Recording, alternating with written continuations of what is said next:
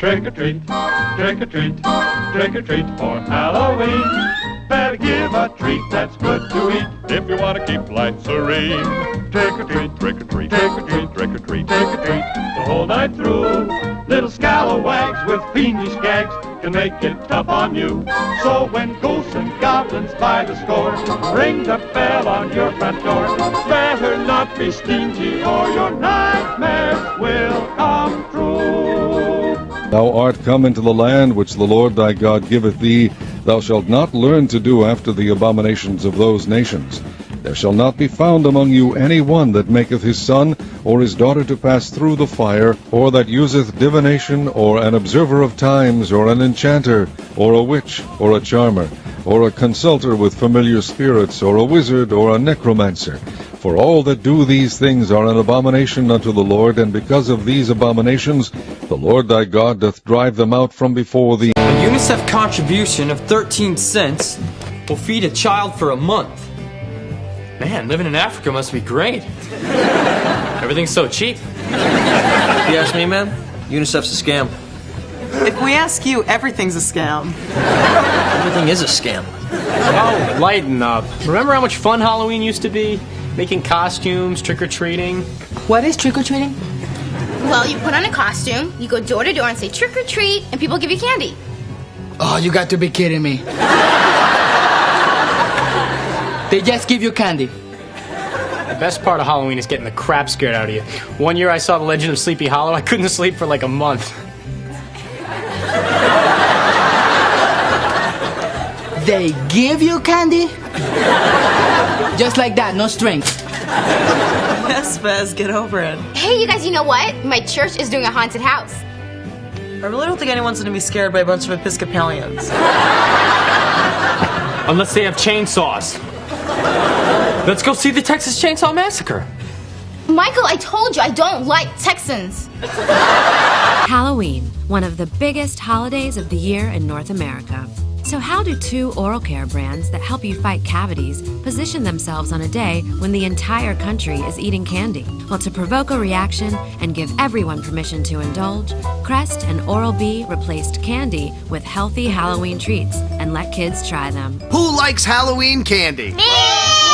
Well, we're gonna replace candy with some healthy Halloween treats today. These are called veggie fruit chews, guys. This is the most worst I ever tasted. Not good. Mine tastes like broccoli. Yeah, mine tastes like poo-poo. It's kinda good, kinda bad. Be honest with me, Adriana. It's bad. We have asparagus flavor, beet flavor, vitamin A and D. Hey, you're saying disgusting stuff is good stuff, and it's disgusting. I threw up. You threw up? Okay. They're delicious, healthy cupcakes. It tastes like poopy pinata. Counting riboflavin. B12. B12 is like the best treat you can get on Halloween. It's like the worst thing I've ever tasted. I think I need water. These are the treats that are replacing candy on Halloween. How do you like Halloween without candy? I want candy!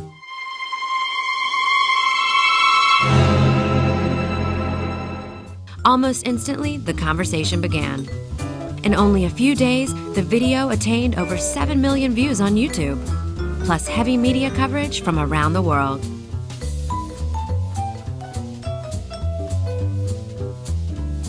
Crest and Oral-B, they did a commercial about what happens when they try to give healthy... Making for one very sweet Halloween.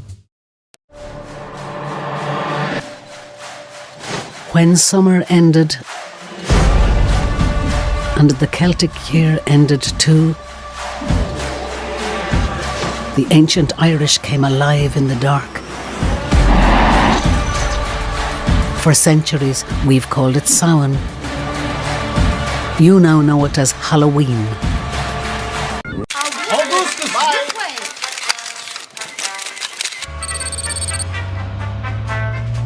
I'm eating the Wonka bar and I taste something that is not chocolate. Coconut, walnut, peanut butter, or nougat, or butter, or caramel, or sprinkles. So I look and I I find the golden ticket. Augustus, how did you celebrate? I eat more candy.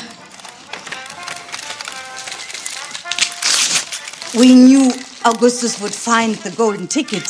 He eats so many candy bars a day that it was not possible for him not to find one. Sure.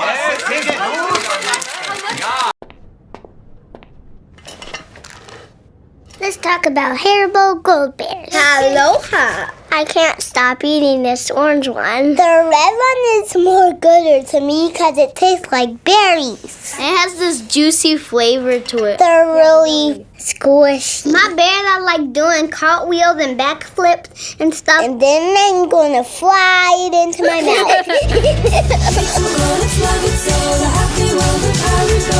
Mental health issues affect people of all ages, income levels, and cultures. No one is immune. Advocate for and promote mental well-being in your life and to those around you. You're not alone. The more you know. Welcome to the carnival. Did you miss me? Who do we have here? When the link between this world and the other world is at its strongest, and fairies, pukas, and spirits walk the earth. And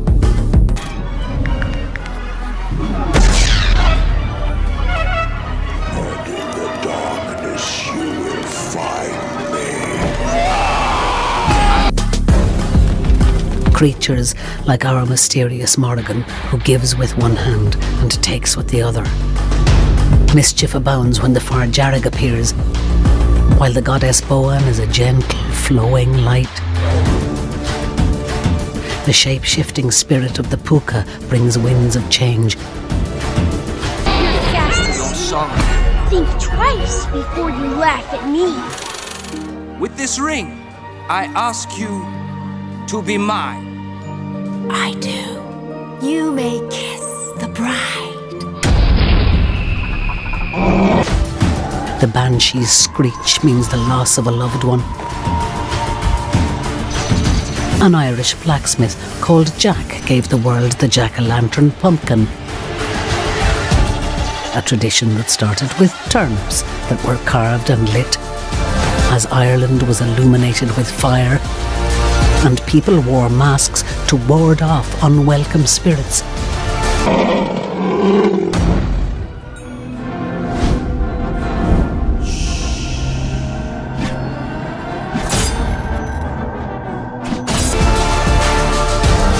You call this trick-or-treating.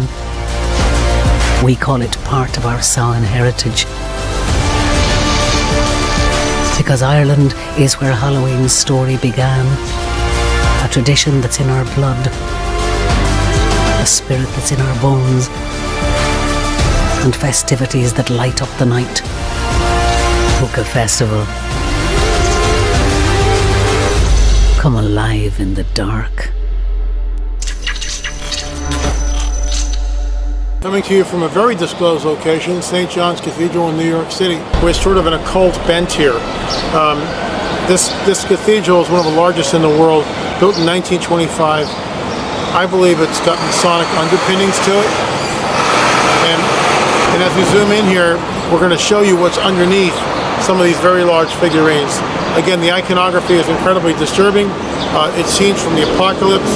It actually shows the two towers, the twin towers coming down. These were added around in 1980s, 1990, well before the events of 9/11. So it clearly shows the destruction of the twin towers collapsing. It also shows New York City. It appears to be engulfed by a flood. Why would this be here? Why do this? The interior is incredibly ornate, elaborate, the stonework. The huge cathedral ceiling is absolutely incredible. But again, when you walk into this place, those who have eyes to see what is underneath the statues. And in my opinion, it's extremely troubling. Look at the four horsemen of the apocalypse which are there. Look at the skeletons and death. Look at Kabbalistic sign. Why is that there? Why do we have the Kabbalah represented here?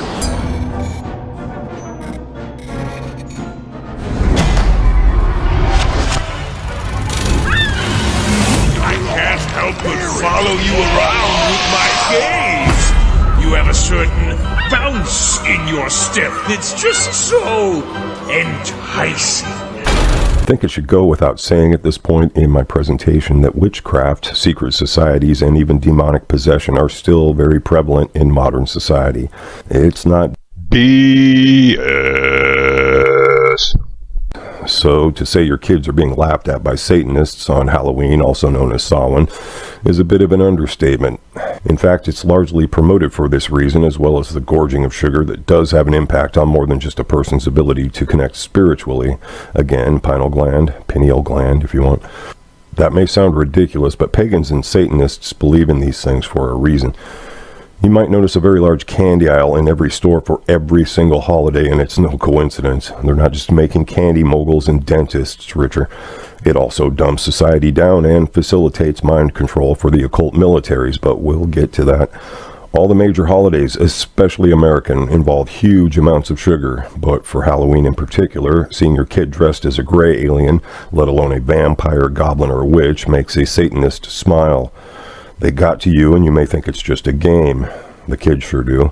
Just non-sugary food for thought, and here's a connection to their lines of reasoning. Ritual sacrifice of babies has been traced through various ancient religions like of Ishtar, Molech, Baal or Baal, also known as Bel, and others. The Sunday service of Ishtar, the star Sirius, remember, is the original bloodbath of Easter Sunday, though. That day is not at all about Jesus' resurrection, at least to these people, even if the Catholic Church worked it out for the same time period as Passover and the other feast days that Jesus died and was resurrected on. The Ishtar cultists murdered babies on the altar, and the drained blood was used to dye Ishtar or Easter eggs during the Sunday service. I won't comment on the rest of the disgusting ceremony. Better be careful walking around at this place.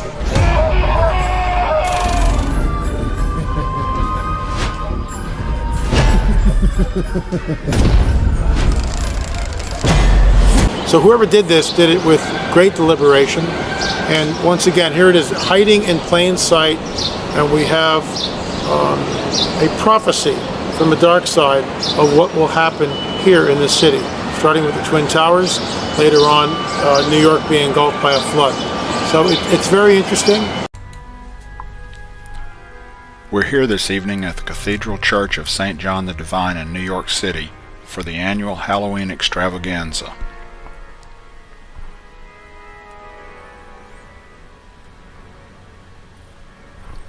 Around 3,000 people at each of 2 showings gather in this massive space for the event. Being the largest Gothic cathedral in the world, this is a great space for this show. Here's some pre-show entertainment.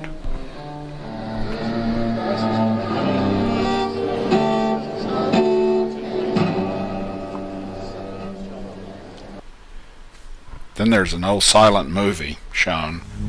Tonight is a 1922 classic, Nosferatu. It's accompanied by the great organ.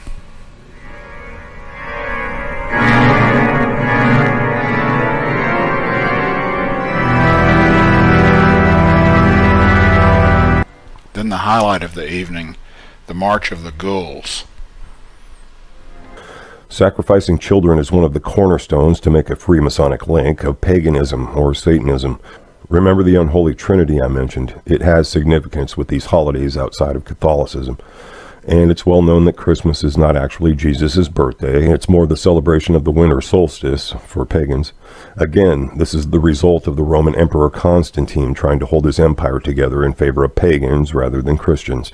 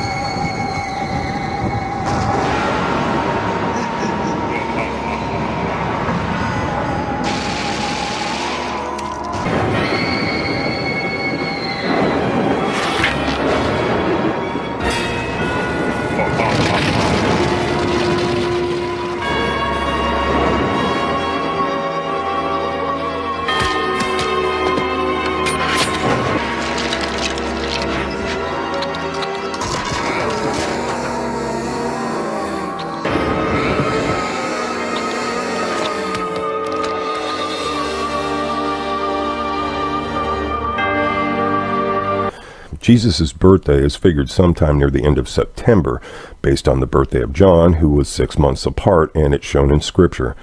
It's not that hard to figure out. I'm quoting from this site that shows it very well. Assuming John's conception took place near the end of June, adding 9 months brings us to the end of March as the most likely time for John's birth.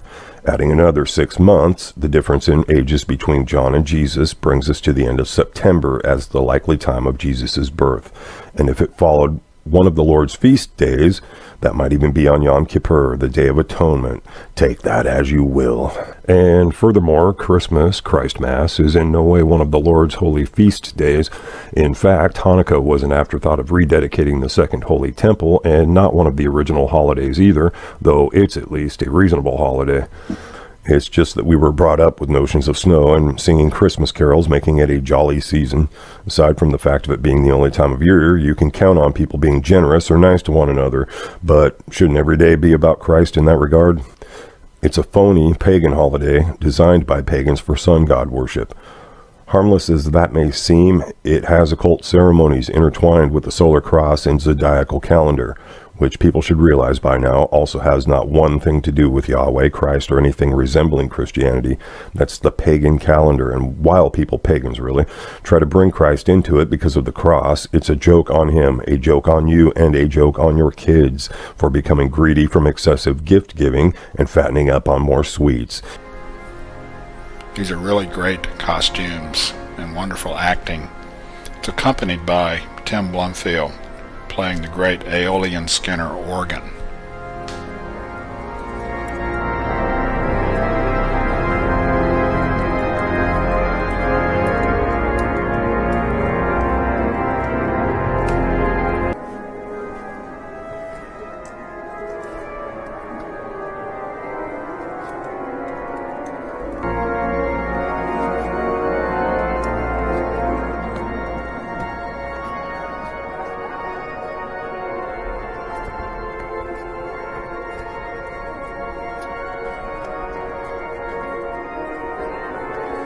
Now's my chance.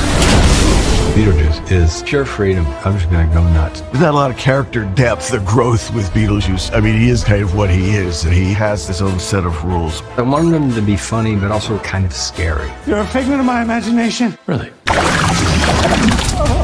He's like a thing that could come from any period of time. We reveal certain things about him that we didn't know from the first movie, but that's why I love going back to it. Like looking in a mirror. He's a giant jolt of pure electricity.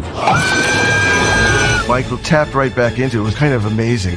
I was speechless when I saw him. It's indescribable. You know, like, what year is this? I had a scene with Beetlejuice, just the two of us. We both realized we never had that in the first movie. Just a moment with Michael. Had that Beetlejuice face in front of me. It's the first time that I've seen an actor completely transform. He adjusts his voice, and suddenly it's Beetlejuice. The juice is loose. Hearing him do that voice is just thrilling. It was like going to a weird wedding or reunion or something. It was very beautiful for me.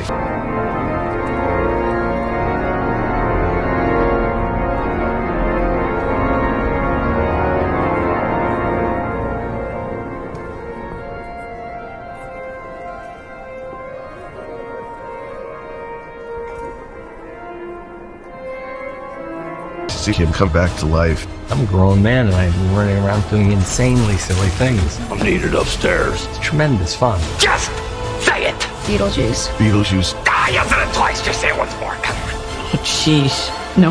No, you don't need that. Before you see our new movie, Beetlejuice, in cinemas this September, see how it all began. Who's Beetlejuice? Don't ever say that name. Beetlejuice. Enjoy the original Beetlejuice on Max. I'm gonna make you so happy.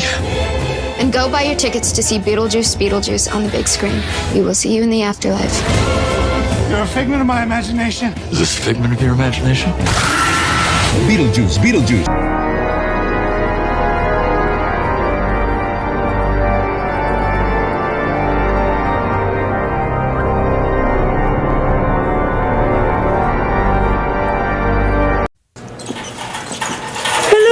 Mrs. Jensen, you don't have any Snickers in your shopping cart. The neighborhood kids love Snickers on Halloween. Let me help you.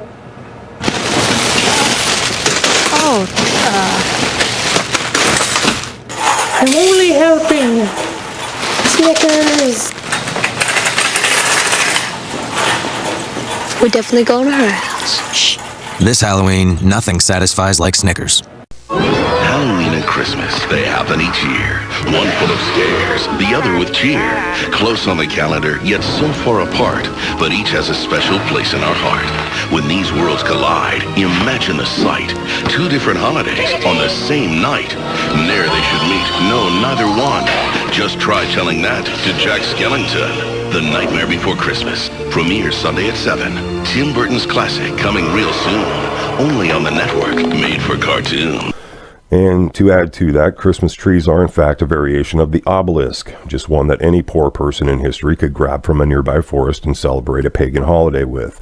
An obelisk in your own home. The ornamental bulbs are another male body part, and tinsel has its own pagan origin, but if you want to take it a step further, the original Satan Claus, or Santa, used to run with Krampuses. Krampi sounds ridiculous, or blackjacks who resemble goat demons like Azazel, Baphomet, Samael, or Pan.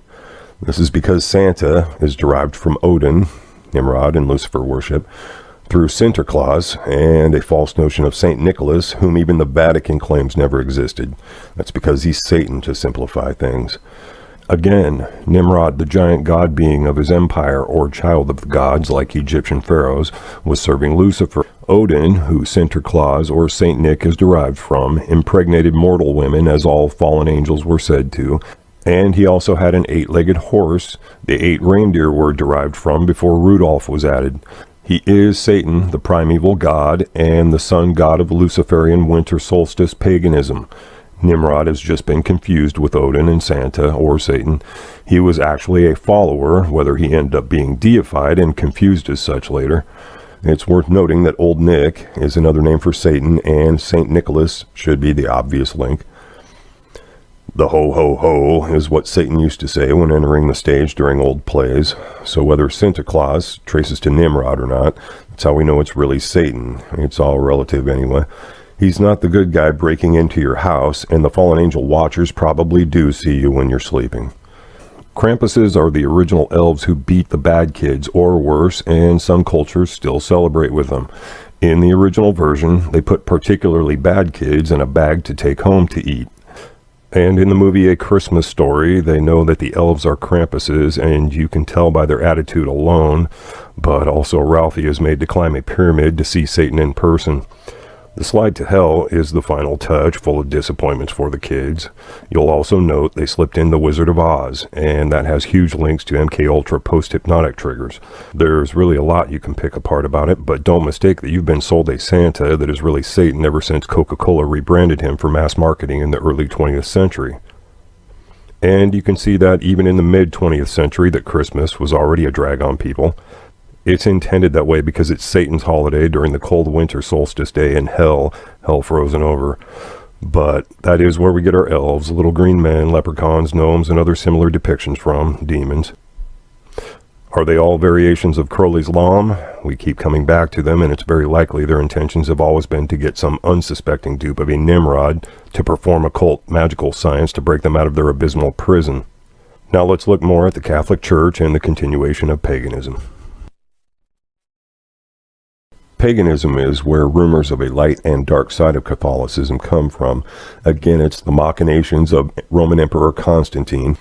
An obelisk and radial sun symbol, likely of Ishtar, that stems from Nimrod's Babylonian witch schools and or the Brotherhood of the Snake, set the whole pagan stage, and you'll also notice the entirety of the construction faces due west, and that's no coincidence, since that's where sunset is, set as the Egyptian Satan, still worshipped by many, including psychological warfare specialists in the military like Colonel Michael Aquino, who created the Temple of Set in America. The entire square is built this way as a temple of human sacrifice. It's why the dead are kept where they are, and I can support this claim by using the Washington Monument. It has an even more obvious construction, faces west also, keeps the dead in the same place, possibly for a reason of evil reincarnation I won't get into, and was built by the same people, the Freemasons. While not identical, they bear the same symbolism of obelisks and female symbols to go with, that can be traced from Egyptian gods to Babylon, and were purposely built to be seen from space by the star gods that so many ancient cultures depict. Or maybe it's to entertain the Amazon Nazis on the moon, who knows. It's purposely offensive because of pagan satanic origins, and I'm sufficing to say Freemasons are Luciferians, at least the ranking portion of them are, and it's hard to imagine the original papacy had no clue what was being built under their noses. I will go so far as to say the X and the O of the monument likely originates within the synagogue of Satan, directly related to the idea of Clawfoot, or Clawfoot, whatever, and the mark of the beast. It represents the souls of those who die insane and are sent to the abyss, and this is a big part of the reason that suicide rates are up.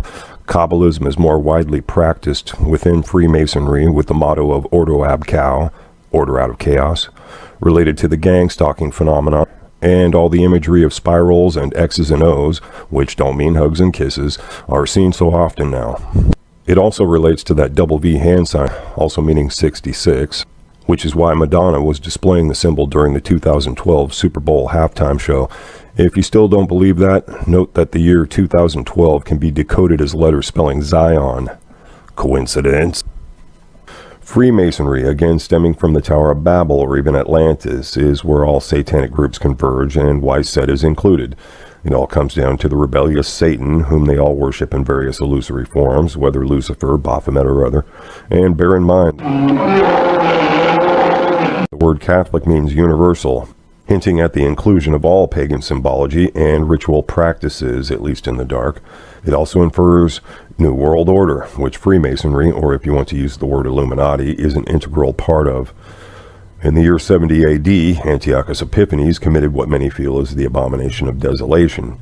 In anger and humiliation, he sacked Jerusalem and placed a statue of Zeus, also known as Jupiter, in God's temple. Many feel that statue is now sitting in the Vatican, but even if not, there is a museum where all the Roman gods are shown and the statue of Jupiter is conveniently missing.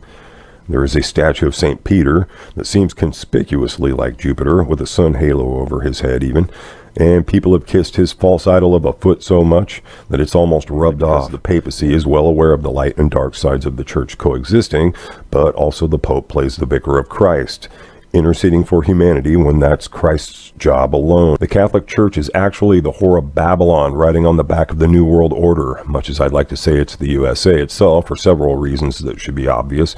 We're the worst example in the world and the most evil military aggressors, just for starters.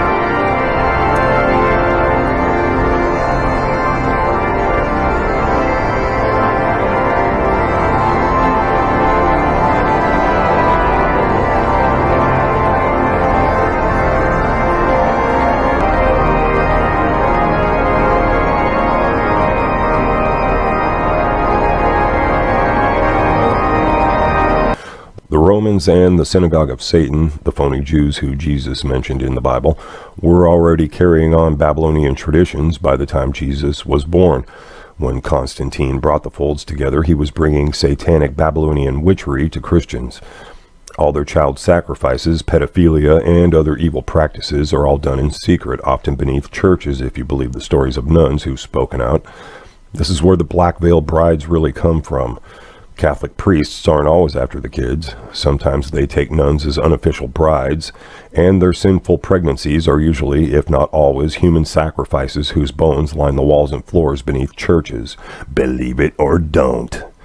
You didn't really think mortals could exist as bastions of piety and celibacy that you tell your innermost secrets to, do you? Worship has been practiced on the wrong day of the week for centuries to suit the pagan half. Sundown Friday to sundown Saturday is the real Sabbath. Excuse it as you like. The idea of Christ in the church may seem like the focus, but all of God's appointed times have been altered in the extreme. The pagan rituals still exist and often right in your face. And popes still sit on thrones of gold because they hail the all-seeing eyeball as much as any other major institution does in the past or present. The synagogue of Satan. They're all puppets, and the Freemasons are right there with them because they built most churches. They are bed buddies. The steeple is also an obelisk to show how far they've taken the symbolism into the mainstream of Christianity. See the parallel symbolism everywhere in Europe and America. Many Freemasons are Catholics for these reasons.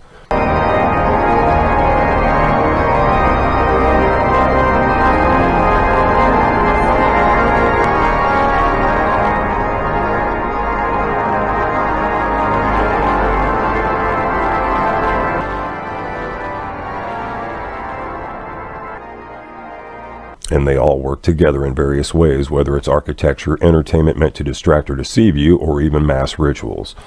If you're a well-meaning Catholic, I apologize, but you're being deceived by Satanists who play the Pied Piper in the name of Christ.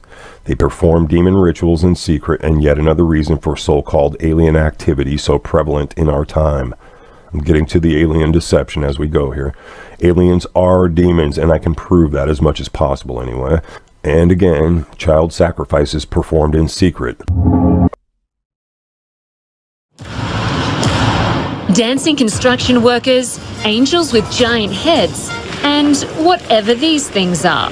It's a surreal ceremony for the opening of what's been billed as Switzerland's construction of the century. Leaders from Germany, Italy, Austria and France joined Swiss President Johann Schneider-Ammann at the spectacle in Palleggio, Switzerland, where a record-breaking 57-kilometre tunnel now cuts through the Swiss Alps. The mammoth engineering project links the stations of Estfield in the north of Switzerland to Bordeaux in the south. Work on what's now the world's longest and deepest tunnel started 17 years ago. With a guest list that read like a meeting of the United Nations. When you celebrate science, perhaps it's best to not get carried away. The inauguration ceremony included some, how should we put it, original choreography. It was quite bizarre.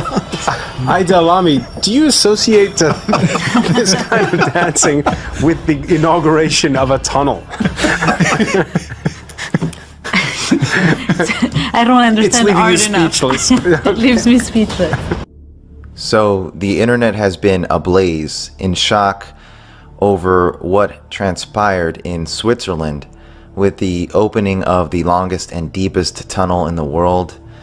Conspiracy research community and regular folk across the spectrum alike were in disbelief. What many are saying was the most open, satanic occult ritual of all time. Even much worse than the 2012 Olympics. But it was truly shocking. It has definitely hit me to my core. When I first saw it, especially the end of the ceremony, my heart was heavy, and it's just difficult to watch, but I was reassured that after what I just witnessed, there's going to be some disturbing and bizarre times ahead. Halloween is just around the corner, which means there isn't much time left to pick out your costume. One new costume on store shelves this year is Caitlyn Jenner. And CTV's Beth McDonnell reports the transgender community in Winnipeg is offended. From minions to smiling emojis, there's a plethora of popular costumes to choose from this year. The new Caitlyn Jenner costume on sale at Spirit Halloween is one Winnipeg's trans community finds hard to see on the shelf because it could be worn in a hurtful way. And this is just an excuse for some, beer-swilling dude to put on a dress and go, "Hey, I'm a tranny, look at me." It's been a 15-year journey for Shandy Strong to become the woman she is today. That was one of my favorites because Strong loves to dress up and appreciates a good costume, but says the Caitlyn Jenner corset set risks being offensive. A trans woman is not a man in a dress, furthest thing from it. We're somebody that's struggling with our inner femininity to try and be who we are. Spirit Halloween says Caitlyn Jenner is one of the most courageous celebrities of the year and is proud to sell the costume. The company defends the costume, saying, "At Spirit Halloween, we create a wide range of costumes that are often based on celebrities, public figures, heroes, and superheroes. Caitlyn Jenner is all of the above, and our exclusive Caitlyn-inspired costume reflects just that." Store manager Kirsten Kovich says it's not up to individual stores to decide if a costume is controversial or not. We've had people come in and buy the costumes, you bet. Literally everything comes directly from corporate. Just like if they tell us to pull something off the shelves, we pull it off. This shopper doesn't see a problem with the costume. No, I don't. If somebody wants to wear a costume, go ahead. Shandy Strong says there is one safe way to dress up as Caitlyn Jenner. If someone is going to wear it to, say, okay, Caitlyn is my hero. Let's put a little Supergirl cape on her outfit and, and say, I'm proud to, support the trans community by wearing a costume like this, by all means. Doing away with mean-spirited costumes and embracing a kinder kind of Halloween. Beth Macton, LCTV News, Winnipeg. Halloween weekend is here and it's party time all over San Diego. And that includes an inclusive family Halloween extravaganza that happened in the heart of Hillcrest. Trans Family Support Services organized this event, which we previewed earlier this week, and there were some concerns we mentioned back then that led to extra security precautions. But as CBS 8's Steve Fiorina shows us, it didn't put a damper on the celebration. Half a city block fenced off for the Boo Bash at Hillcrest Pride Plaza. Hundreds of parents and youngsters coming out to party. And party hardy. Incredible Halloween costumes and games galore. The Nightmare on Normal Street was set up with contests and games. Some skill involved, but not necessary. Everybody wants something. I think it's just really exciting this is happening. It's really important to us as a family that there are events like this where kids can be seen, they can be visible, they can bring their whole authentic self out into the community and be supported. We're boarding faces to protect all the innocents out for this celebration. Lots of security. San Diego police and their helicopter. It is incredibly comfortable. We were a little nervous because we heard there were some protesters out, and the minute we rounded the corner and there's a wall of people just, making sure that we can get in and our kids wouldn't see that, it was really incredible. More than 100 volunteers lining the sidewalk in front of the venue. Isn't that wonderful? We are in charge today of the Wall of Love. A human wall that proved very effective. We're here looking at the affirming practice of our queer community in San Diego County that showed up by the hundreds today to support our kids and their families so they can have their time of their life in a safe environment. Our transgender daughter has never met another trans person in her whole life. Walking around, I'm sure she's met someone, but she's never been together with so much celebration around her gender identity. 1 Corinthians 10:21. Ye cannot drink the cup of the Lord and the cup of devils. Ye cannot be partakers of the Lord's table and of the table of devils.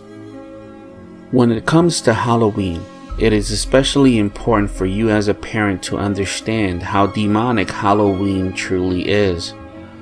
It is an occult holiday where the demons are manifesting right before your very eyes. As you dress up your children in aims of having a great wholesome family time, you do not realize that you're partaking of something so demonic and so evil that can harm your children, that can bring forth a lot of demonic activity in your home, open yourself up for sleep paralysis and many more things. And we live in this type of a society where in horror films nowadays you consistently see them getting more and more and more demonic. I grew up in the era of Michael Myers, Jason Voorhees, Freddy Krueger, and I used to love all of those films. When I wasn't a believer in Christ. But as you've noticed in many Hollywood films, the films have gone from that extreme to now the more demonic. It is the aim of Satan to slowly desensitize you to witchcraft, to slowly desensitize you to the occult. This is why the scriptures tell you, 2 Corinthians 11:14, and no marvel, for Satan himself is transformed into an angel of light. It has been a slow indoctrination into the occult, In Halloween, it is especially extremely evil. Witches, many witches believe this is their new year. Many witches during this day are performing rituals, sacrifices, and many more occult things. But the devil has tricked many churches, forgetting 3 John 11. Beloved, follow not that which is evil, but that which is good. He that doeth good is of God, but he that doeth evil has not seen God. And you cannot mix the holy and the profane just because your child is interested in doing Halloween.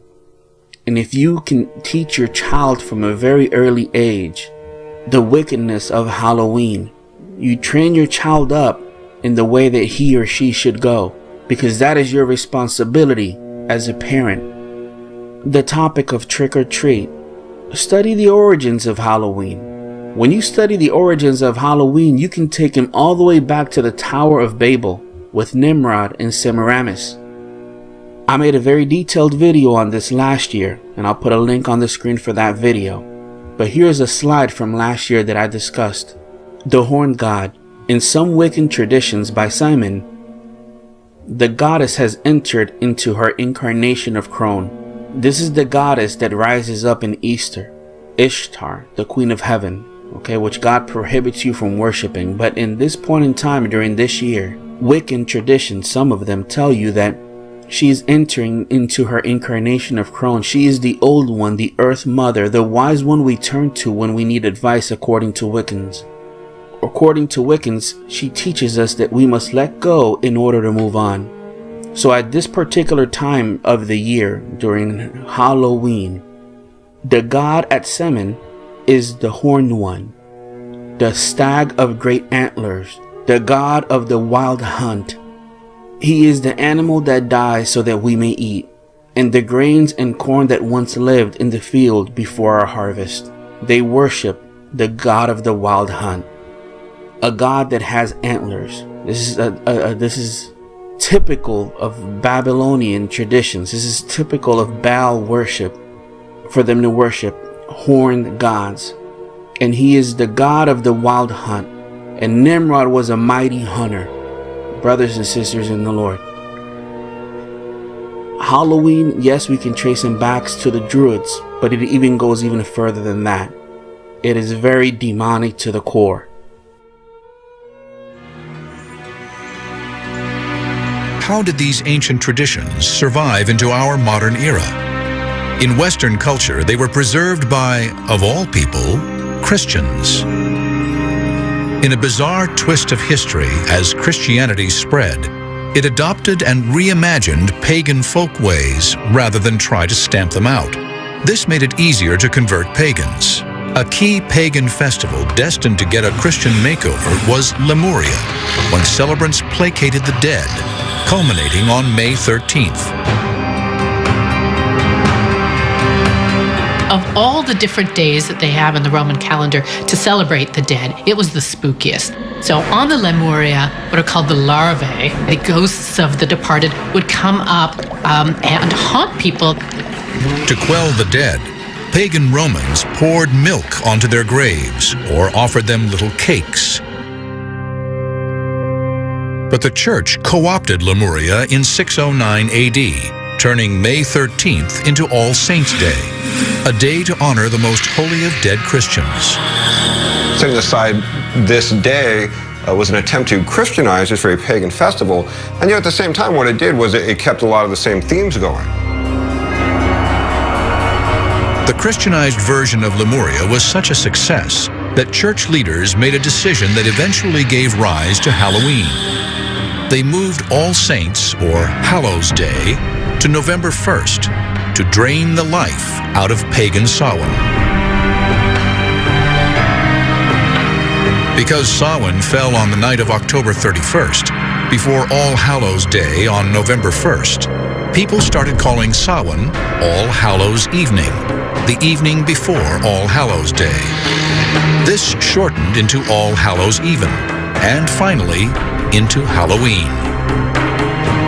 And then, to be safe, the church went one step further, adding a holiday to honor not just saints, but everyday Christians. November 2nd became All Souls Day, a church-sanctioned holiday to honor the departed. When you send your child trick-or-treating, the point of trick-or-treating to the Druids and other traditions, they believed that during this day, that evil spirits were roaming the earth. Evil spirits were roaming their towns. It was a time where the weather was very cold. Crops were not growing properly. So they associated that with the dead. So what they did was, in order for them to leave their homes, they dressed up in costumes, in evil masks, in any type of a way to avoid these evil demonic spirits. But it went worse than that. On that day, they would actually leave treats in front of their homes in the forms of vegetables, groceries, and so forth, as sacrifices so that the evil spirits would not harm them. If you look at different traditions, it was even darker than that. Human sacrifices were involved. Witchcraft was involved. Animal sacrifices were involved, all in the name of these demonic spirits. They did not overcome evil with good in the sense of Jesus Christ. They did it with evil. That's how witchcraft works. There are a lot of people that turn to Santeria, which is witchcraft, to combat evil, instead of turning to the true power, which is Jesus Christ. So when someone knocks on your door and they say, trick or treat, think about the words alone. Hey, I'm gonna trick you if you don't give me a treat. That's manipulation, first of all. Aside from that, think of what you're doing when you're giving them candy. You're giving them a sacrifice so that you can ward off those bad spirits. Now, of course, you can say you're taking it to the extreme, Tally. I understand that you may say that, and I realize that, but all I'm showing you is the origins of all of this stuff. I'm not necessarily telling you that you're sacrificing anything. But souling, ghouling, all of these traditions are not of God. The jack-o'-lantern, there are many believers that are watching this that have jack-o'-lanterns in front of their homes. According to the legend, Jack was a man who played a lot of tricks upon people. And long story short, he made a deal with the devil that the devil will not take him to hell. Okay? So when he died, he tried to make it to heaven. And he couldn't make it to heaven. He couldn't go to hell. He couldn't go to heaven. So he was stuck here on earth, roaming the earth. So the devil, as a courtesy to him, tossed him this ember, this light, this orb, if you will, so that Jack can actually light himself into the way. So Jack's favorite meal was a turnip. He took a turnip, carved it out, and put that orb inside the turnip. And he roamed the earth with the turnip, with the orb inside. Thus came the jack-o'-lantern. The reason they did jack-o'-lanterns was to ward off Jack, the evil spirits. And there's other traditions that show you that the jack-o'-lantern is made to bring forth good spirits and ward off bad spirits. So when you carve out a pumpkin, right, because the turnip turned into a pumpkin, and you put a candle inside, what do you think that's representing? Yes, we modernized paganism. We've modernized it and made it okay, right? But you're basically in the spirit realm. You're basically in the spirit realm to these demonic entities. They're saying, look at that person. They believe in the jack-o'-lantern story. You see, all of these rituals, all of these stories turn to evil to get rid of evil. When the reality is that you don't need evil to get rid of evil. You need the power of Jesus Christ. Does the Bible not say in Leviticus 19:31 regarding not them that have familiar spirits, neither seek after wizards to be defiled by them? I am the Lord your God. Does the Bible not say in Micah 5:12, and I will cut off witchcraft out of thine hand, and thou shalt have no more soothsayers? My brothers and my sisters in the Lord, in Ephesians 5:11, and have no fellowship with the unfruitful works of darkness, but rather reprove them. Reprove them. Okay, so if you want somebody knock on your door, you want to give them a Bible tract, give them a Bible tract. Preach the gospel. Your kids want to participate in it? No, honey. No, we can't do that. No, sweetie. No, we can't do that. But let's have a Bible study. How about that? Oh, but Mom, I want to carve a pumpkin. Oh, but Mom, I want to... Listen, I know you want to do all that stuff, but all of that is not of God. Train your child up in the way that he or she should go, because these little compromises that you make now, when they get to 15, 16, 17, 18, they're going to get out of hand. And then what you're going to do? Well, Mom, you allowed me to do that little witchcraft. What's this witchcraft? Right? Because then they turn to Wicca. And this is not about being extreme in these senses. You have to understand that you also have to protect your children. A lot of the candy that you get from Halloween, you don't know if that's tainted or not. Many kids actually are abducted during Halloween for a lot of satanic purposes. We sometimes do not understand how evil things really are because Satan has modernized things and made it okay and cool. I've had Christians tell me, Tali, I'm not going to do the evil stuff. The evil stuff I'm not going to do. But I'm still going to go to a Halloween party in places full of witches, which are out there loving it. This is their New Year. How do you celebrate New Year's in America?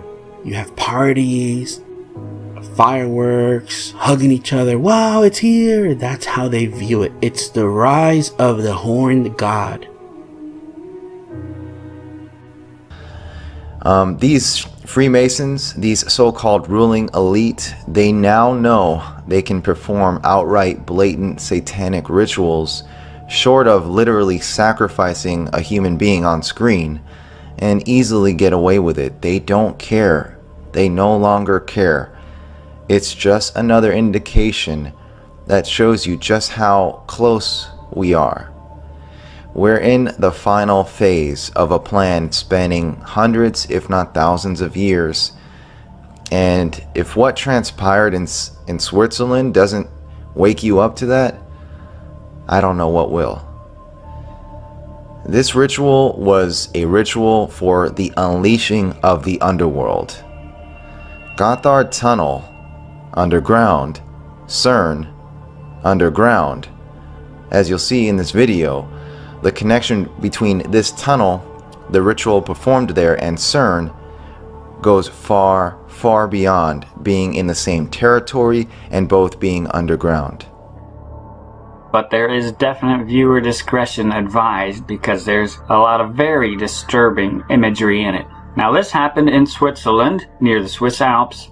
Air show and bizarre performance opens the longest tunnel in Swiss Alps. This spectacular air show marked the opening of the world's longest record-breaking rail tunnel in Earthfield, running for 57 kilometers through the Swiss Alps. The ceremony continued with a freakish show where some of the half-naked performers dressed as goats allegedly tried to express the hellish work through the mountain, or the fact that the gates to hell are now officially open. The Synchromystic presents Synchromystique. You see people in face masks, people wearing scarves, makeshift face masks, surgical masks, N95 masks. BuzzFeed comments on the great face mask debate. National Public Radio weighing in as to whether masks are able to confer any benefits beyond the potential of blocking viruses. See Part 2. Masks can offer visual cues, can serve as reminders, badges, signals that you are willing to do your part. They function to give you security, make you feel like you're wearing a shield. They can also serve as a warning, and they can reinforce the values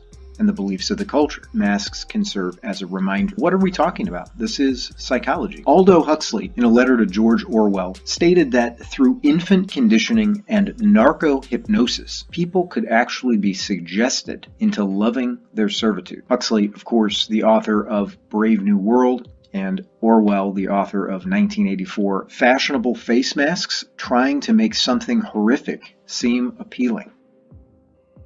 One interviewee made the statement that there is a certain Blade Runner-y feeling of embracing our fashionable dystopia.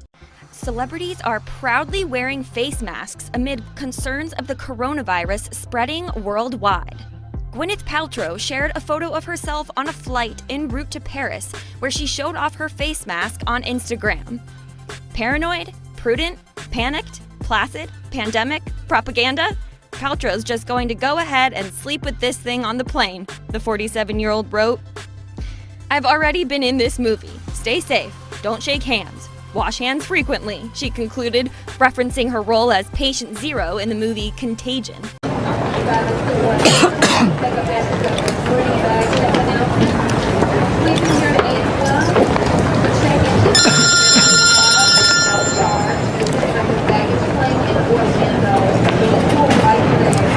John Neal here. You left without saying goodbye. Yeah, it ended up being delayed. So, sorry, I was panicking. Well, if I don't get to see you again, I just wanted to say it was nice to see you again. Yeah, it was nice to see you too. And listen, use that other email I gave you, because that's the only secure one, okay? Okay.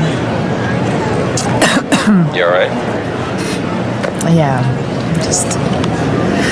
I'm just jet lagged. Well, you should go home and get some rest. Hong Kong's a long way. Oh, wait. Is that you? Yeah, that's me. They're calling my flight. All right, well, look, I'm really glad you called. Thanks.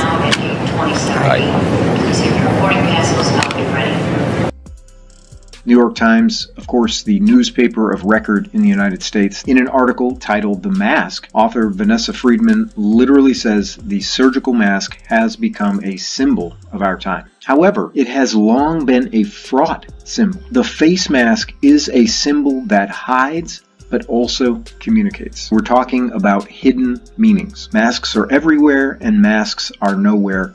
And Friedman says the mask has become the virus's avatar. According to the online etymology dictionary, the avatar has to do with the descent of a deity to Earth in an incarnate form. There's a thought experiment in philosophy and sociology referred to as the Martian scientist or the man from Mars or some variation. And the idea is that we can get an outside-the-box perspective, a view from the outside. This was done to great comic effect by Andy Griffith in his recording What It Was Football, where he represents a simple country preacher happening across a college football game for the very first time and not understanding what he's seeing. The idea is to try and obtain some intellectual distance, some objectivity by trying to suspend the set of assumptions that we normally bring to states of affairs when we perceive them or analyze them. So let us consider a pagan culture. Focus on one pagan, and then we bring her into a present context where people are wearing face masks. Throughout history, masks have had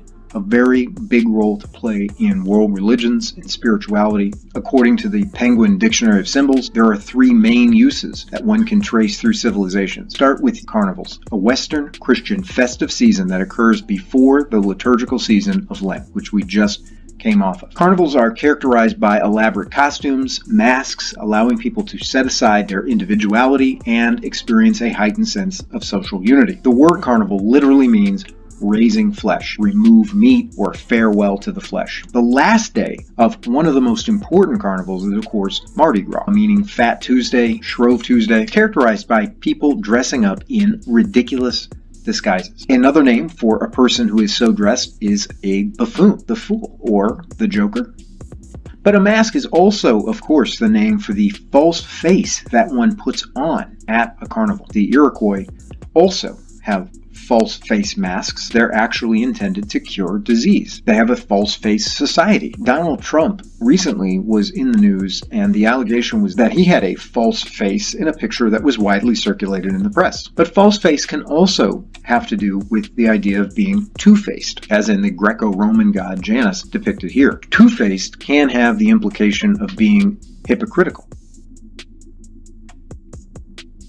Trump in the news, calling the Canadian Prime Minister Trudeau two-faced. In the book Early Modern Women Poets, we read that Rosicrucian texts were always intended to mean one thing to initiates and another to outsiders. Now, the Rosicrucians were a 16th century esoteric movement. For additional details, you can see Mask video number 2. Texts and symbols often have a dual meaning. The New York Times, masks are something that hide but also communicate. They have a dual function. Now, Mardi Gras is intimately connected with the idea of being topsy-turvy. The COVID-19 outbreak has turned life topsy-turvy. Everything turned upside down. Played a role in Disney's The Hunchback of Notre Dame. 1 year ago, almost to the day, Notre Dame Cathedral in France caught fire inexplicably. The date was April the 15th, 2019. Notre Dame Cathedral, and indeed many other cathedrals all throughout Europe, in many ways symbolize Christianity. 1 year after the fire at Notre Dame Cathedral in France, churches are closed at the high holy day of Easter by the coronavirus. From the ashes, we rise up. We had Ash Wednesday. We want to rise up with Jesus at Easter. And I believe that there'll be some rising from this time.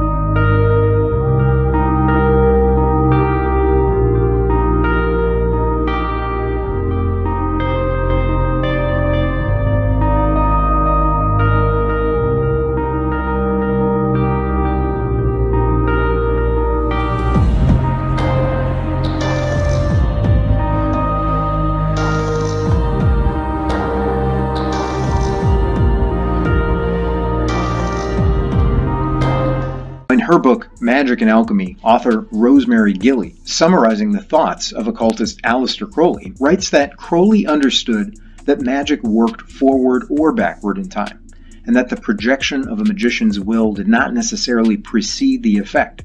Mardi Gras in 2020 was held on February the 25th. That's one day after the Trump administration asked Congress for $1.25 billion for a coronavirus response, and 4 days prior to the U.S. recording its first coronavirus death. Mardi Gras was literally bound up with the beginning of the effects of coronavirus in the United States. New Orleans faces a virus nightmare, and Mardi Gras may be why. New Orleans is a center of coronavirus. Mardi Gras could be to blame. The media pointing you back to Mardi Gras. Mardi Gras is connected with masks. Today, everyone wears masks during Mardi Gras. Float riders are required to wear masks by law.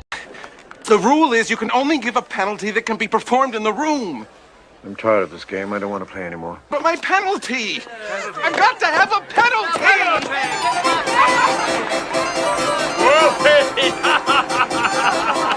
My name of penalty! Come on!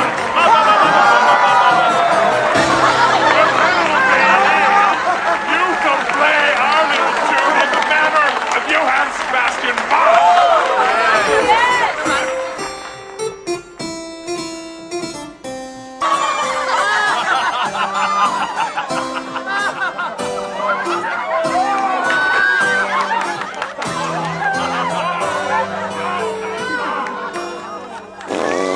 The second use of masks is the use of masks in funeral rites. Of course, in ancient Egypt, famous death masks. A modern-day mask, this one from Freemason Albert Pike.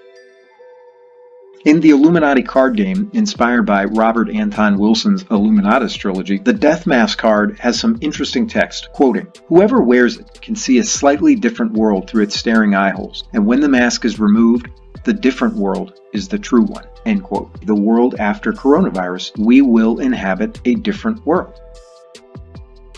After the coronavirus passes, your world will not go back to normal. According to BuzzFeed, the world will be different, and so will we. The darker funeral connection: there are no funerals according to Reuters.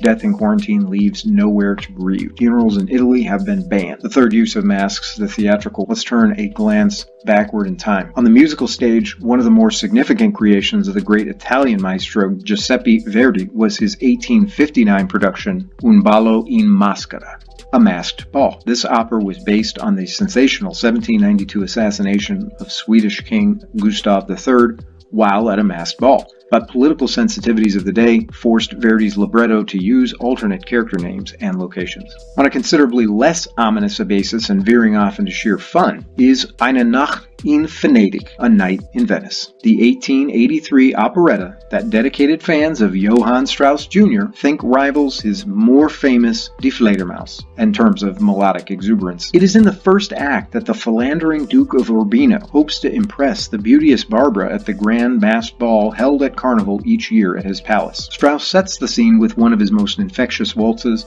sung by the four principals and a full orchestra. Of course, alles maskiert, that is, all are masked. One of the most popular works of the Soviet-era composer Akhram Khachaturian has been his Masquerade, incidental music to an 1835 play by that name by the Russian writer Mikhail Lermontov, staged in Moscow in 1941. What was of strange interest in the creation of the original play is that government censorship delays forced many rewrites by Lermontov to the point where he gave it up unproduced. The key part of the rather convoluted plot revolves around a masquerade party at an aristocratic mansion in which the hero, one Abaddon, falsely concludes that his wife Nina had been unfaithful to him with another man while all were at the masked ball. Abaddon kills his wife and then goes mad with grief when he realizes his error. It later emerged that the reason for the official obstruction was that the negative portrayal of masked balls as places of criminality implied criticism of a prominent family of St. Petersburg who were given to holding such affairs. Stanley Kubrick's Eyes Wide Shut is worth mentioning.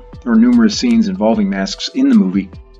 But one of the most celebrated literary evocations of masks, however, is the famed Man in the Iron Mask saga out of 17th century France. His identity to this day is unknown, or at least not known for sure, but he was literally imprisoned in a variety of prisons for over 3 decades. And the fifth angel sounded, and I saw a star fall from heaven unto the earth, and to him was given the key of the bottomless pit. And he opened the bottomless pit, and there arose a smoke out of the pit, as the smoke of a great furnace, and the sun and the air were darkened by reason of the smoke of the pit. And there came out of the smoke locusts upon the earth, and unto them was given power, as the scorpions of the earth have power. And it was commanded them that they should not hurt the grass of the earth, neither any green thing, neither any tree, but only those men which have not the seal of God in their foreheads. And to them it was given that they should not kill them, but that they should be tormented 5 months, and their torment was as the torment of a scorpion, when he striketh a man. And in those days shall men seek death, and shall not find it, and shall desire to die, and death shall flee from them. And the shapes of the locust were like unto horses prepared unto battle, and on their heads were as it were crowns like gold, and their faces were as the faces of men. And they had hair as the hair of women, and their teeth were as the teeth of lions. And they had breastplates as it were breastplates of iron, and the sound of their wings was as the sound of chariots of many horses running to battle. And they had tails like unto scorpions, and there were stings in their tails, and their power was to hurt men 5 months. And they had a king over them, which is the angel of the bottomless pit, whose name in the Hebrew tongue is Abaddon, but in the Greek tongue hath his name Apollyon. 1 woe is past, and behold, there come 2 woes more hereafter. And the 6th angel sounded, and I heard a voice from the 4 horns of the golden altar which is before God, saying to the 6th angel which had the trumpet, Loose the 4 angels which are bound in the great river Euphrates. And the 4 angels were loosed, which were prepared for an hour, and a day, and a month, and a year, for to slay the 3rd part of men. And the number of the army of the horsemen were 200,000,000, and I heard the number of them. And thus I saw the horses in the vision, and them that sat on them, having breastplates of fire, and of jacinth, and brimstone, and the heads of the horses were as the heads of lions, and out of their mouths issued fire, and smoke, and brimstone. By these 3 was the 3rd part of men killed, by the fire, and by the smoke, and by the brimstone which issued out of their mouths. For their power is in their mouth, and in their tails, for their tails were like unto serpents, and had heads, and with them they do hurt. And the rest of the men which were not killed by these plagues yet repented not of the works of their hands, that they should not worship devils, and idols of gold, and silver, and brass, and stone, and of wood, which neither can see, nor hear, nor walk. Neither repented they of their murders, nor of their sorceries, nor of their fornication, nor of their thefts.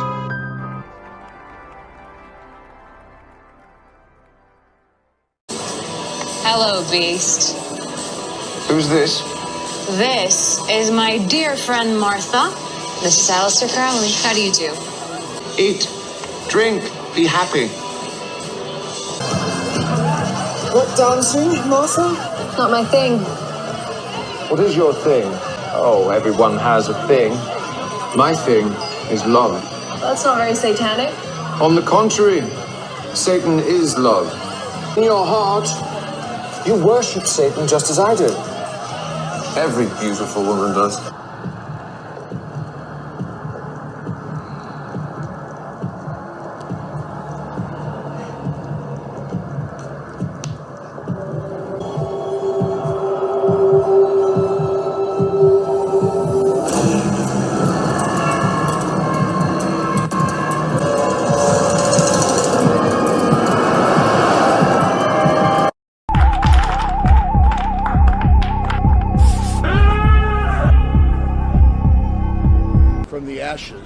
We rise up. We had Ash Wednesday. We want to rise up with Jesus at Easter.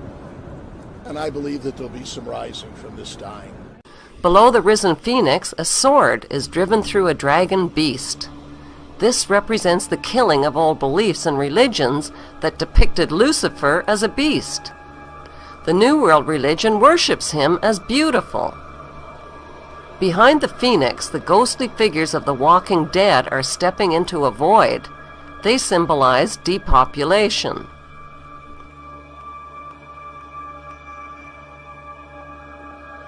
On the right panel, the pale horse from the book of Revelation is the bringer of death to humanity through weapons, hunger, and disease. The man is releasing him.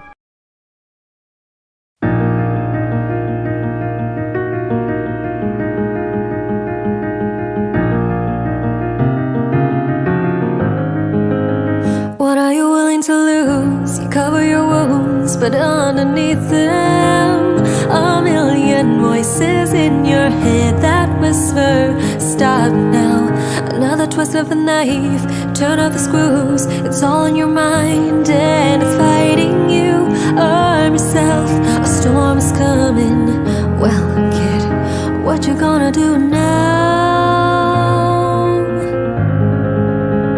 It's your reflection looking back to pull you down. So are you gonna die today or make it out alive?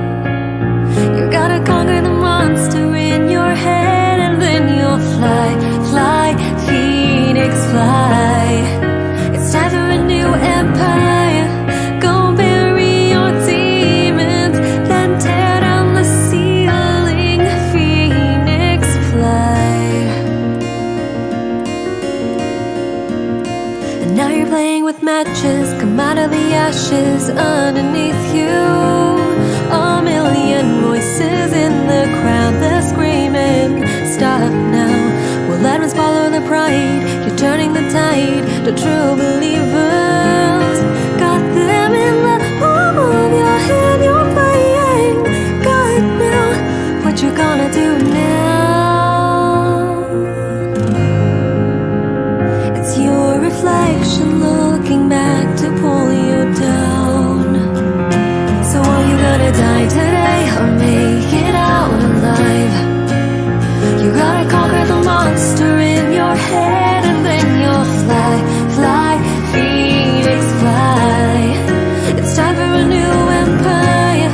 Go bury your demons, then tear down the ceiling, phoenix fly. Let this sink in here for a moment. This is how the secular world, a Russian newspaper, described this event where 4 heads of state were at. Even the secular world states that it was a freak show and that it strongly hinted at and conveyed to them that the gates of hell were open. That's how blatant this show was.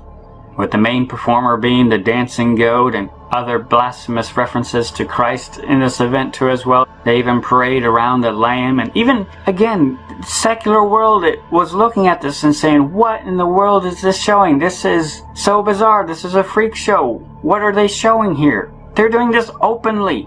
Many blatant references to Cernunnos and pan figures and satyrs in connection to parading the dead lamb around, mocking the Lamb of God, at the same time while the goat figure is dancing around, celebrating. All during this Cernunnos dance and the witchcraft and pagan occult illustrations they were involving here with blatant witchcraft dances as well. They're displaying sparking forges and evoking video imagery on the wall, referencing hell as well.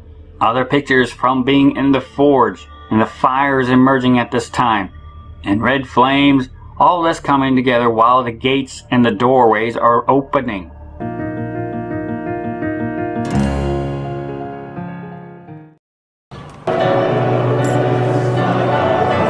There was smoke once again in the Cathedral of St. John the Divine today, but it was from Holy Tuesday service incense that was quite different than the recent past.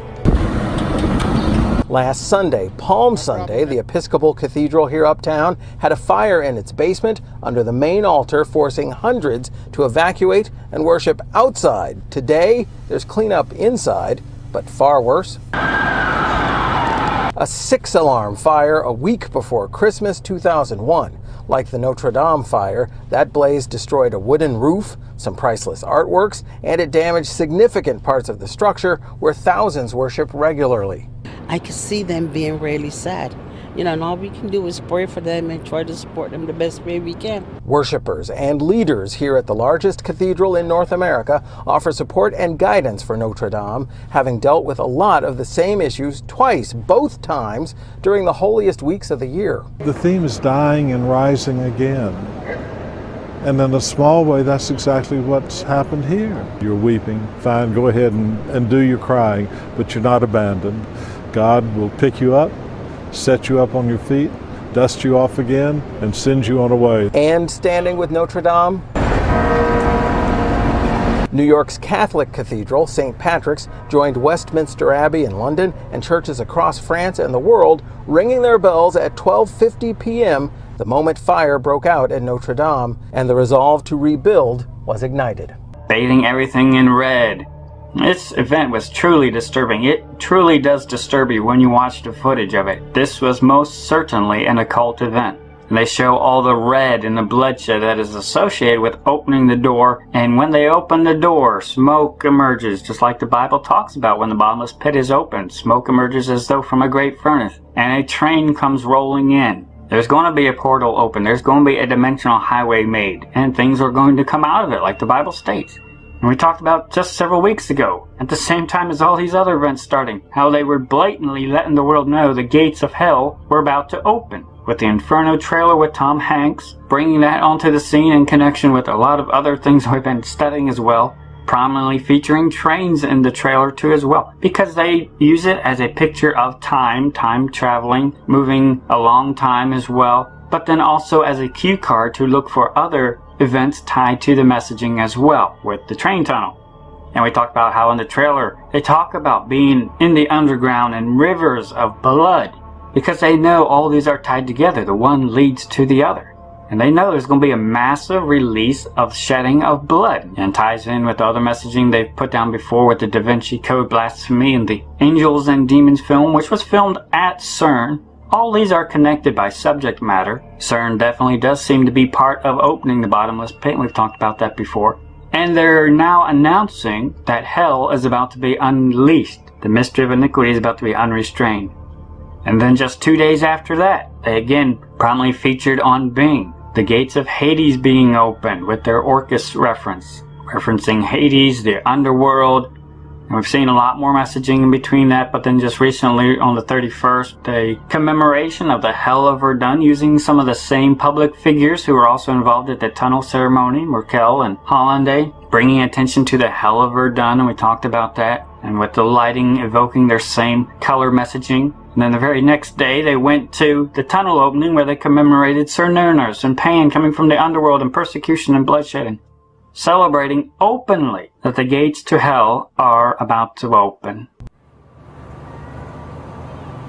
And here at St. John the Divine, it took a full 7 years for this sanctuary to be renovated from its fire, which, while significant, was not on the scale of Notre Dame. So that gives some idea of just how long its renovation may take, but the members of this community say it is completely possible and say they are more in love with their cathedral after it coming through the fire.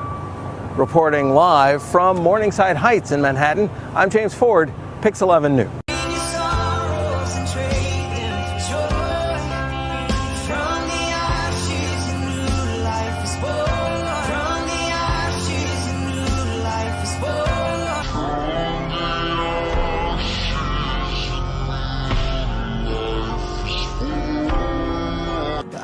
Spirit, I will rise from the ashes of defeat. Rise from the ashes.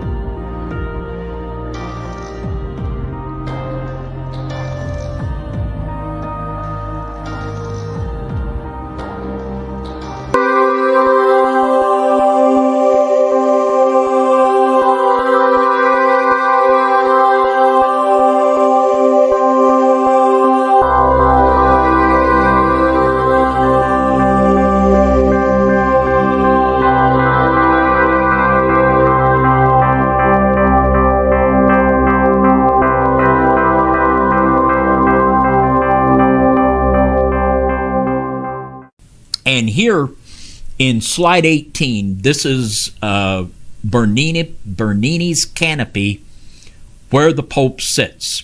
Now, underneath this, it's the representation of the Holy of Holies, blasphemously so. And in this representation, this would be in the Holy of Holies where the Ark of the Covenant would sit. And this is where the Pope blasphemously portrays himself to be sitting there in the Holy of Holies. And in this next slide, number 19, you can see the close-up of the pedestals that are underneath this twisted column that are there to represent Solomon's temple. And this thing is huge. It's several stories high. I mean, this thing is huge. And there on this pedestal, at the bottom of these twisted columns, in slide 20 here, we have the 8 faces that are on the pedestals. And these 8 faces are faces of women that are giving birth, women in childbirth.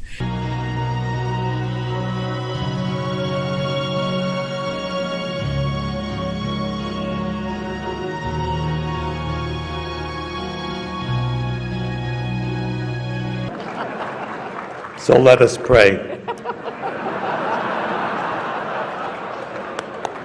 Lord, you have favored our great nation with the ability to correct our faults and strengthen our democracy. We ask your blessing upon us at this time so that our nation may come together in unity to elect a president who will be mindful of the laws inherent in our human nature. Life is your greatest gift to us. Teach us to respect life from its natural beginning to its natural end. Help us to reach out to the marginalized in our society. Everyone in attendance is doing their part in supporting our charitable efforts. It couldn't be done without you, or without the amazing support of the many devoted Catholics on stage. You know, Catholics like Henry Kissinger, Howard Rubenstein, Mort Zuckerman.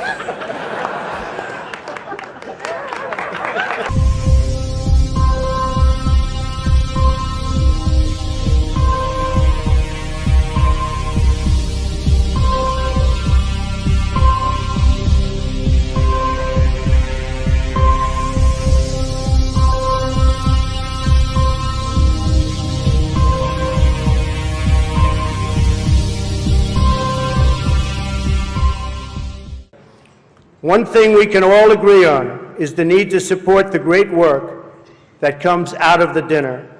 Millions of dollars have been raised to support disadvantaged children, and I applaud the many people who have worked to make this wonderful event a critical lifeline for children in need.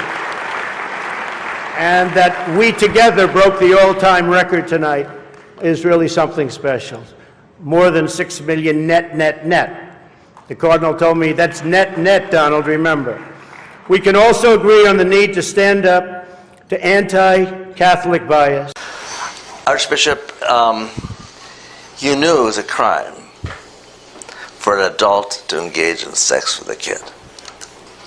I'm not sure whether I knew it was a crime or not. I understand today it's a crime.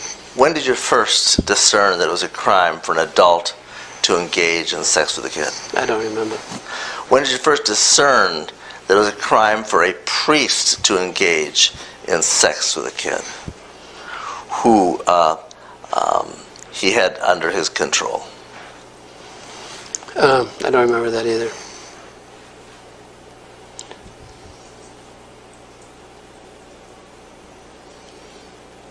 Do you have any doubt in your mind that you knew that in the 70s? I don't remember if I did or didn't.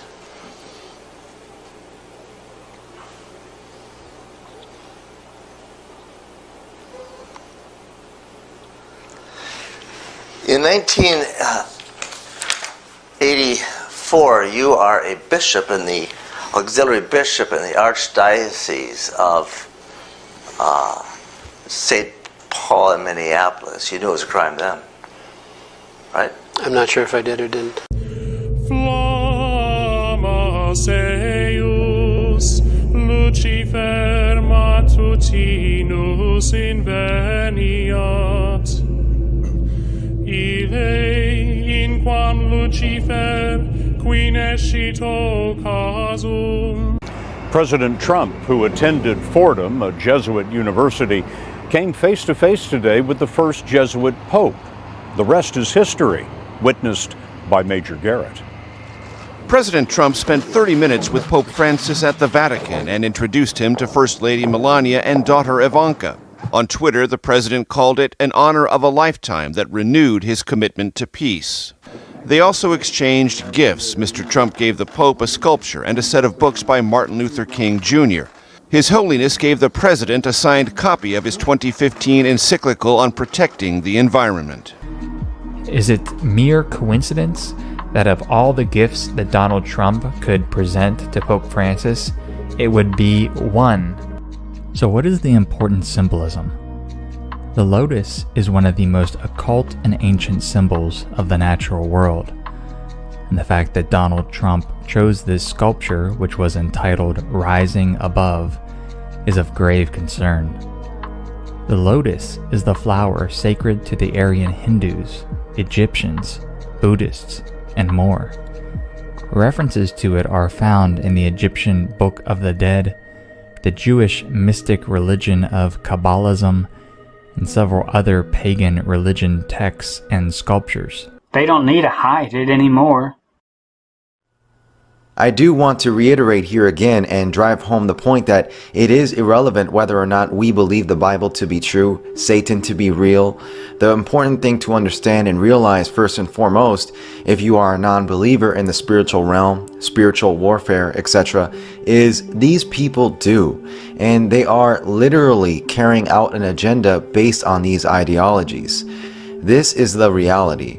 So in order to understand the bigger picture, understand why they perform rituals such as this, you must understand things biblically and spiritually. Let's take a look at various symbolism of this ritual and break it down in terms of time and space, CERN, and the opening of what is called the abyss, as described in Revelation. These are aspects I've covered from time to time, and it seemingly culminates with this ritual and only further solidifies my conclusion regarding the real agenda behind CERN. So what we actually see playing out in this ritual is Revelation 9:11, and that states, "And they had a king over them, which is the angel of the bottomless pit, whose name in the Hebrew tongue is Abaddon, but in the Greek tongue his name Apollyon." And as we can see, the 9/11 memorial in New York, called the Infinity Pool, is a direct reference to Revelation 9:11, and that is no coincidence. It is a direct reference and representation of the bottomless pit, the abyss, the black void. This is what they've shown us time and time again, consistently throughout history in their occult structures and locations all over the world, 9/11 Memorial, Infinity Pool being a prime example. For the occult, it represents the divine rebirth unto enlightenment, an abstract concept that is brought to life in the concrete or visible form of a lotus. It is, in essence, the same symbolism as the enlightenment of the all-seeing third eye. To name a few examples of its prevalence, you can see this in the occult film I, Pet Goat 2, where a lotus flower is seen blooming at the heels of then President Obama. His face grows stark as he witnesses the reality of this transformative stage of enlightenment. In Egypt, you can see here the 4 sons of Horus being birthed out of the lotus flower. In Buddhism, Buddha is frequently attributed to holding the lotus, and the list goes on and on. The reason why the occult reveres this flower and its symbolism of rebirth unto enlightenment is best described by Helena P. Blavatsky, who is the co-founder of the Theosophical Society, and she writes specifically on the lotus flower. For reference, the Theosophical Society shares ideology and partnership with the Lucis Trust, an organization that directly worships Lucifer and states that he is a misrepresented angel that sacrificed himself for the good of mankind. In her book, The Secret Doctrine, she references a passage from the Kabbalistic manuscripts, which states, pointing to like signification was the lotus growing in the waters of the Nile. Its mode of growth peculiarly fitted it as a symbol of reproductive activities. The flower of the lotus, which is the bearer of the seed for reproduction, as the result of its maturing, is connected by its placenta-like attachment with Mother Earth, or the womb of Isis, through the water of the womb, that is, the river Nile, by means of the long cord-like stalk, the umbilicus. Nothing can be plainer than the symbol, and to make it perfect in its intended signification, a child is sometimes represented as seated in or issuing from the flower. So you can now see how the occult viewed the flower as a symbol of rebirth as a child, or this rebirth into enlightenment, represented by a child coming out of the flower head. The Kabbalistic manuscript continues with the sexual and reproductive symbolism of the lotus. It states the locality of the womb is to be taken as the most holy place, the sanctum sanctorum, and the veritable temple of the living God. This falls in line with all occult practices, as they practice sex magic and literally worship the female body. She also makes note of the lotus from the ancient Egyptian ritual Book of the Dead, which has a section entitled Transformation into the Lotus. It states, a head emerging from this flower, the god exclaims, I am the pure lotus, emerging from the luminous one. I carry the message of Horus. I am the pure lotus which comes from the solar fields.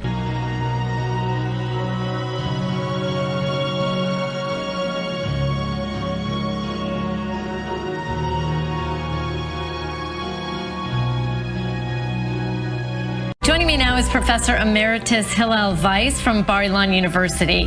He's a professor of Hebrew literature, lawyer, and an activist that promotes the rebuilding of a third Jewish temple in Jerusalem. Now, that, of course, is a very controversial position, since that is also the site of the third most important Muslim holy site, the Al-Aqsa Mosque. Professor Weiss, great to have you on the show. Thank you very much. First, tell me a little bit about this initiative that you are going to, it's just happening this month in September. We want to establish a new organization, which is, his name is the 17 Nations. The 17 nations come from the Bible, the story of the flood, that after the flood, all the humanity, all the sons of Noah have been scattered all over the world. They made a rebellion. They tried to build the Tower of Babylon. And then God was very angry because it was against, to prevent the Mabul. They didn't take seriously the flood. The flood, or they saw that they can twist the resolution of God. Then God saw them out, and they are in exile. You believe the nations will come and repent. We want to establish an international court according the laws of the Bible, but in a modern interpretation. All those 70 nations on the entire globe to cooperate not only towards the temple, but to, like the United Nations, that mostly is against the laws of Noah, in family affairs and many other affairs. We want to repair the United Nations. I'm so glad. All right, Crowley. Let's not waste our breath on formalities.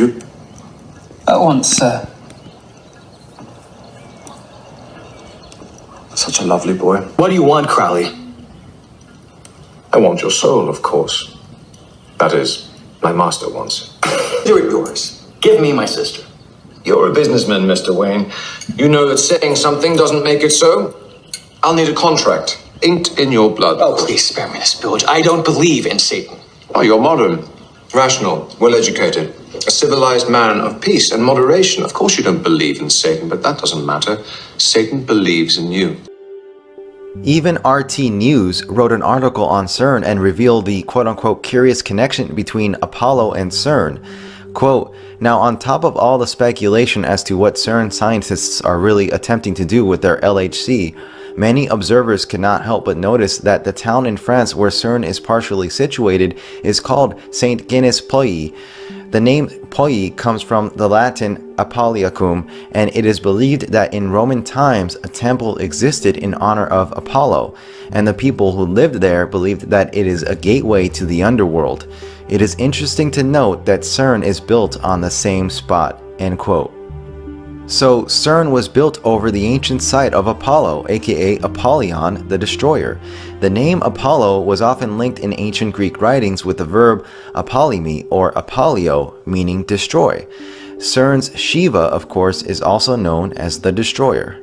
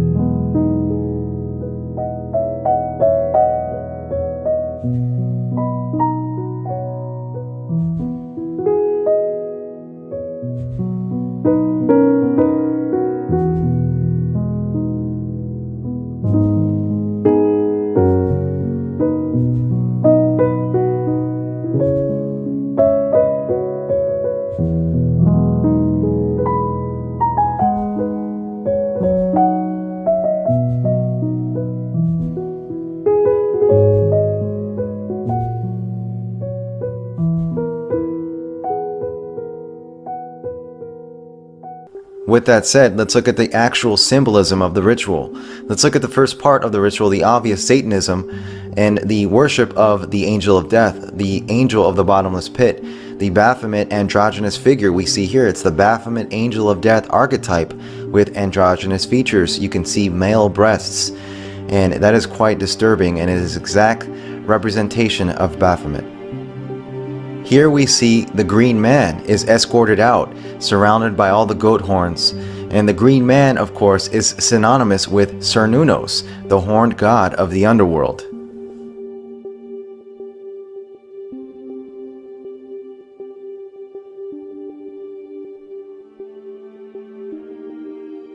Moving on to the second part of the ceremony, where we see a display of projected images onto a wall or a screen, the workers form an 8-spoked wheel just before they breach through the mountain wall. 8-spoked wheels are depicted as time and space mechanisms throughout ancient artworks. They are synonymous with transcending space-time.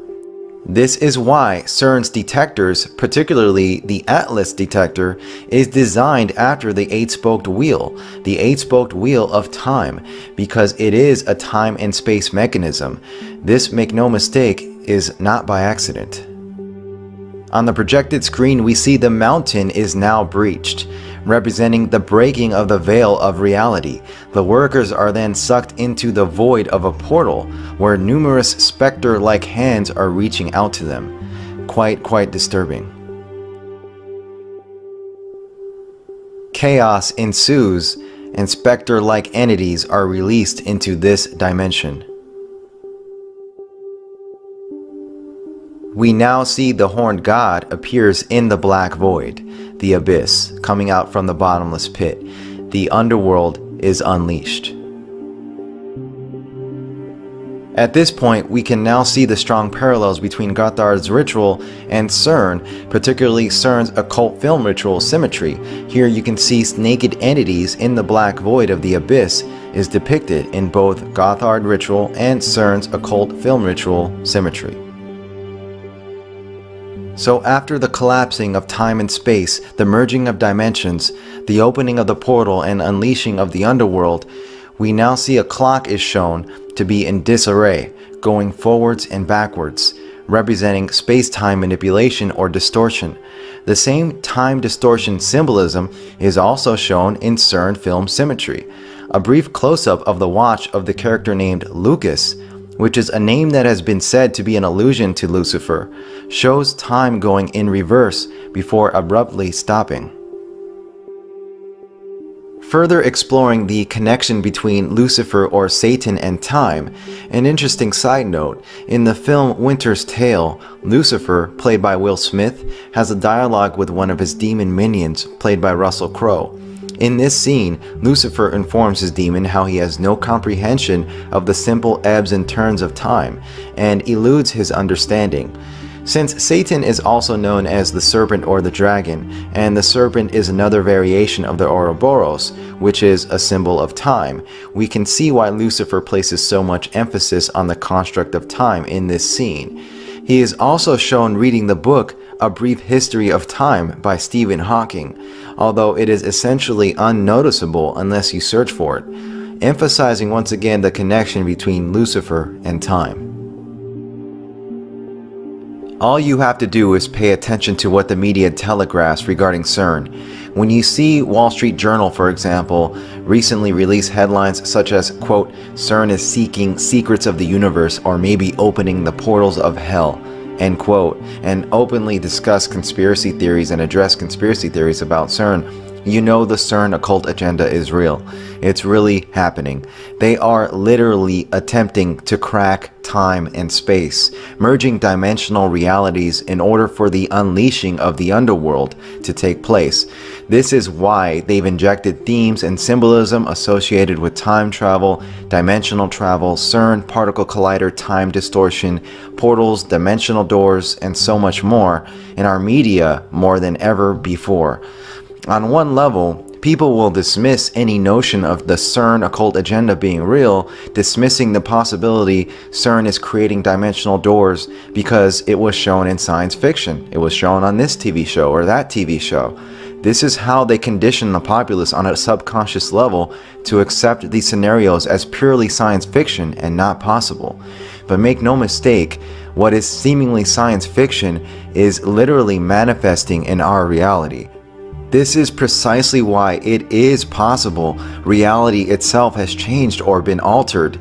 Because when human beings are tampering with forces they should never be tampering with, opening doors they should never open, the result is likely something most humans cannot even begin to fathom or comprehend.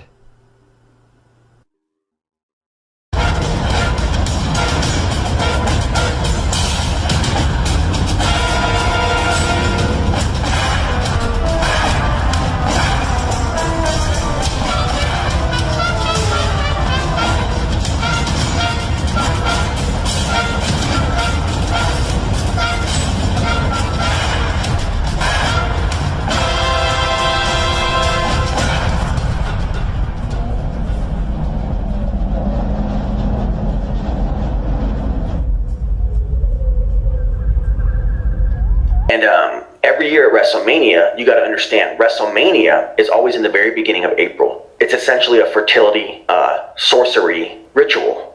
And the guy who owns the WWE, Vince, openly ridicules and mocks Christianity. And basically is very, very pagan. And his shows, okay, there's a Monday night show called Raw. Okay, Raw, like the sun god Ra, but it's spelled R-A-W, like raw chicken. But it's red, and it's called Raw, and it's red. He has SmackDown, and it's a blue show. So he has this red and blue polarity every single week, you know? And then at the end of the year, well, it's at the end of the wrestling season, you get WrestleMania, but the wrestling year ends in April. So basically, he's celebrating a pagan new year with his mania of sports. And here's the thing. There's a guy named The Undertaker, okay? The Undertaker has now had 25 matches in a row at WrestleMania. I think he's the one professional wrestler in history who has appeared in the most WrestleMania matches overall. And not only that, he went 21 years undefeated right out of the gate. So he went 21-0. And then when WrestleMania 30 came around, he was going up against a guy named Brock Lesnar. And Brock Lesnar is known as, in wrestling, as the Beast Incarnate, okay? And we're at WrestleMania 30, okay? So it's a 10, and it's a ritual thing. So Undertaker, the dead man, Death, faces off against the Beast Incarnate, okay? And the Beast defeats Death. And it's the first time Death loses at WrestleMania, the spring festival of rebirth, for the pagan psychopath Vince McMahon and his pagan ritualistic psychosis and effect. You know, he murdered Chris Benoit. Everybody knows that now. And a whole bunch of he murdered the Ultimate Warrior, a lot of people say. And those are, of course, speculation, but it's pretty much well known. He does this thing, and the Beast is the first one that can ever conquer death. So we know how he feels. He feels like the Beast Incarnate, Satan, the Antichrist, I guess, is the only one who can defy death. That's what Vince McMahon says at WrestleMania 30 by breaking the Undertaker's 21 years of being undefeated at the Super Bowl of wrestling, essentially, or the World Cup of wrestling, essentially. And then a couple years pass. He's 21-1. He goes to 22-1. He goes to 23-1. And then at WrestleMania 33 in Orlando, in Orange County, okay, the same place that the Pulse hoax shooting happened and the Christina Grimmie hoax murder happened, okay? It comes to Orlando in Orange County, and they have WrestleMania 33. And guess what? Now, The Undertaker faces a guy named, you're not going to believe it, Roman Reigns, R-E-I-G-N-S, like the king reigns over his kingdom. Roman Reigns, okay? And guess what? Roman Reigns is the second guy in history that now defeats death. Isn't that funny? So only the Beast Incarnate, Satan, or the Roman Empire can defeat death. That's what Vince McMahon wants to tell you. And now death has retired, essentially, I think. Final mission to save mankind has failed. The 70-mile-wide asteroid known as Matilda is set to collide with Earth in exactly 3 weeks' time, and we'll be bringing you our countdown to the end of days, along with all your classic rock favorites. Feel free to wear your casual Friday clothing pretty much any day of the week. And if anyone wants to be CFO. Anyone? So, what are you doing with the rest of your life? Catching up on some me time, find God. Everybody knows, seek Jesus in the morning, seek Jesus in the noonday hour, seek Jesus in the evening, before the sun is going down. He said, "Knock, and it shall be given to you. Seek and ye shall find. Knock and the door will be open to you, and he will come on in and sup with you a while." Hallelujah. Yes, he will. He'll come in. He'll come in. If you're seeking, he'll come in. If you're seeking, he'll come in. Bless your name, Jesus. Bless your name, Jesus. Thank you, Jesus. Thank you, Lord.